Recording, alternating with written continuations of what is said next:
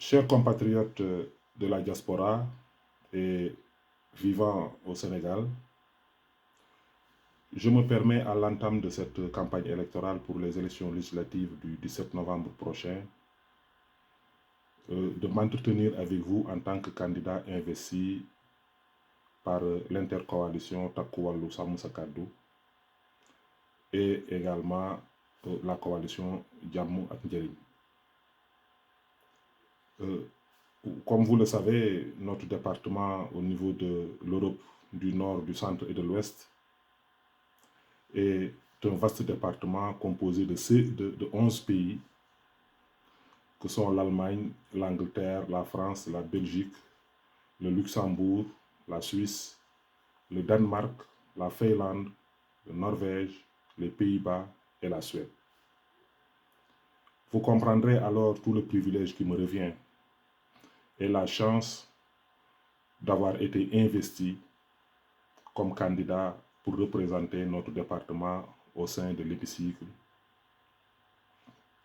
à l'issue des élections prochaines du 17 novembre. Pour ceux qui ne me connaissent pas, je m'appelle Baye Biram Diop. Je vis en Belgique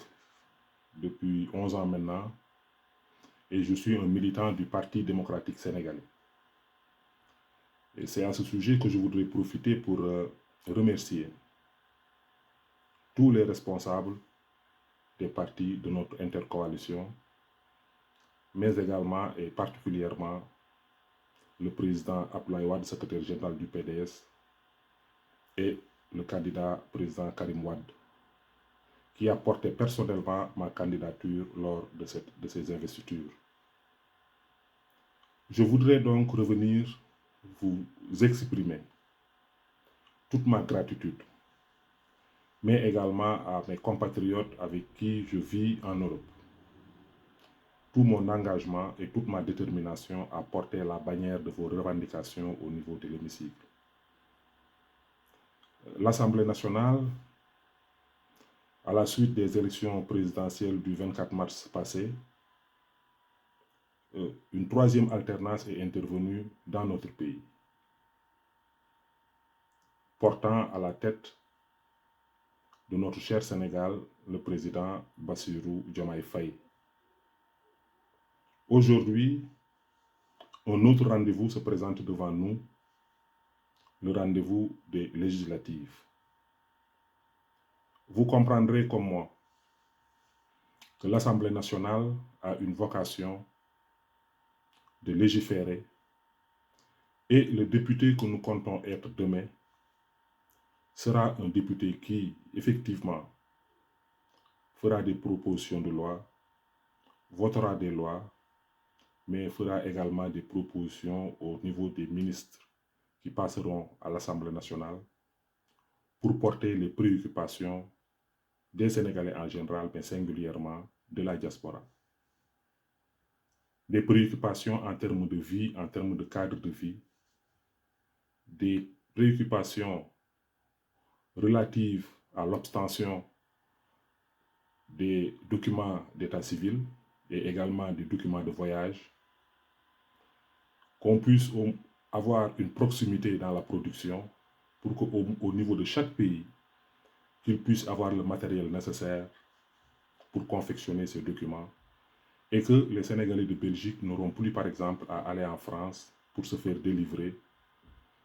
ou bien pour confectionner une carte d'identité ou un passeport. Mais également des préoccupations telles que l'importation de véhicules de moins de 8 ans. Nous nous engageons à nous battre afin que les véhicules, l'âge puisse être remonté à 10 ans, avec des conditionnalités, telles qu'une visite technique valable, telles que une voiture non accidentée, bref, des paramètres qui feront que l'Afrique ou le Sénégal ne sera pas le dépositoire des véhicules de mauvaise qualité ou des véhicules pas aptes à circuler.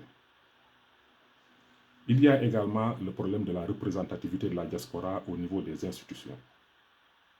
Nous considérons que, au-delà de l'Assemblée nationale,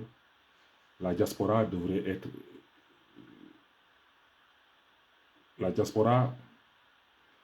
devrait également siéger au niveau des institutions comme le HECCT, comme le Conseil économique, social et environnemental, et également au niveau des autres institutions où la parole des Sénégalais doivent être portée. Il y a également d'autres préoccupations telles que les investissements au niveau du Sénégal. Faciliter les investissements aux Sénégalais de la diaspora pour qu'ils puissent participer au développement économique de leur pays. Effectivement, il y a des fonds et des projets qui ont été mis en place, mais l'accès est tellement compliqué pour la diaspora que finalement, ils ont du mal à y accéder. Il y a également comme préoccupation un combat ou une idée que j'avais portée déjà depuis 2018, si je ne me trompe, pour l'instauration ou la création d'une banque nationale de la diaspora. Une banque qui permettra aux Sénégalais de la diaspora, au lieu de passer par des transferts d'argent comme RIA, comme MoneyGram, comme Western Union, de pouvoir envoyer de l'argent ou recevoir de l'argent avec des taux d'intérêt raisonnables qui faciliteraient ces échanges. Il y a également d'autres